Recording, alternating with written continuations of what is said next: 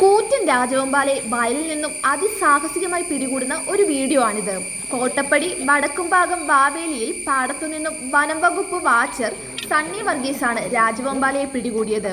ചാക്കുമായി വെള്ളം നിറഞ്ഞ വയലിലൂടെ നടക്കുന്നത് കാണാം. പേടിച്ച രാജവെമ്പാല രക്ഷപ്പെടാൻ ശ്രമിക്കുന്നതും നമുക്ക് കാണാം. എന്നാൽ നീണ്ട സമയത്തെ പരിശ്രമത്തിനു ശേഷമാണ് അയാൾക്ക് രാജവെമ്പാലയെ ചാക്കിലാക്കാൻ സാധിച്ചത്.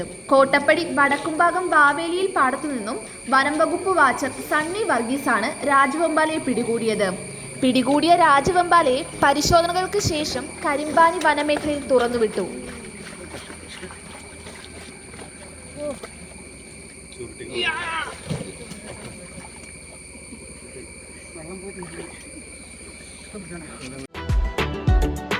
You are watching India's first NGO television, Malanadu TV India.